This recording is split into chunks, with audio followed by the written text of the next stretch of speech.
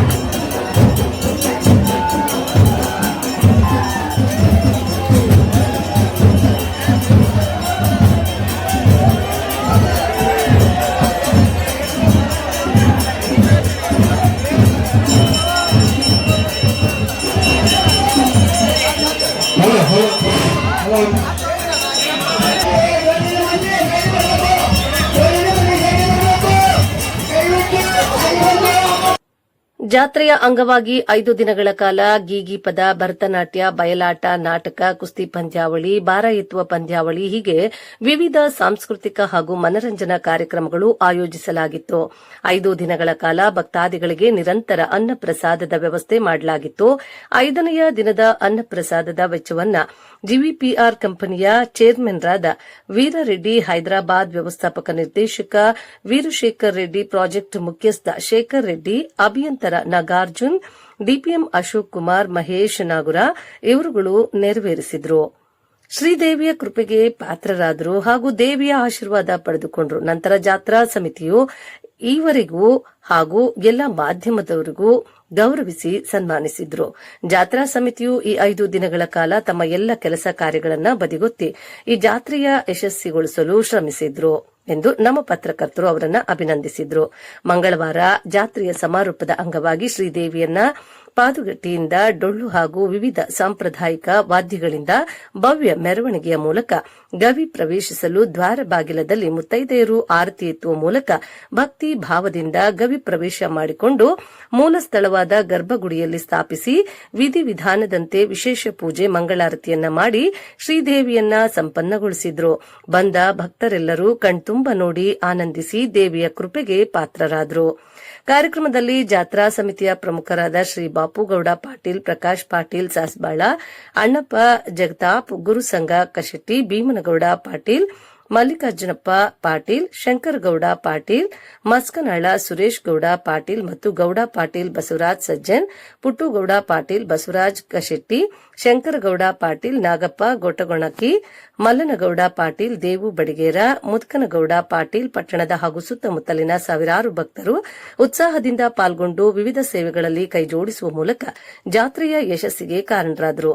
ಭಕ್ತಿ ಸಂಪ್ರದಾಯ ನಮೂದಿಸಿದ ಸಂಕೇತವಾಗಿ ಈ ಜಾತ್ರೆಯು ಭಕ್ತರ ಮನದಲ್ಲಿ ವಿಶೇಷ ಸ್ಥಾನ ಪಡೆದುಕೊಂಡಿತ್ತು. ವರದಿ ರಮೇಶ್ ದಲಾಳಿ, ಆರ್ಸಿ ನ್ಯೂಸ್ ಕನ್ನಡ ವಾಹಿನಿ.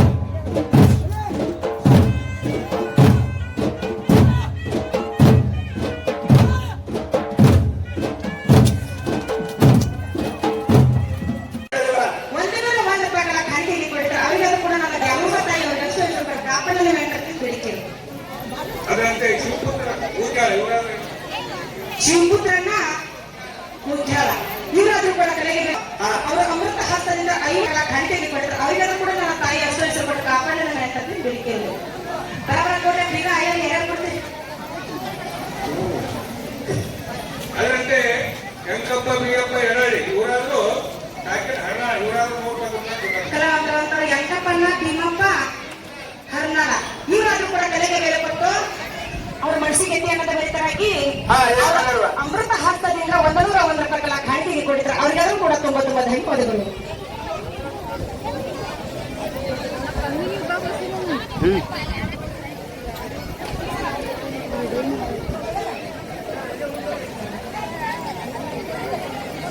ನಮ್ಮ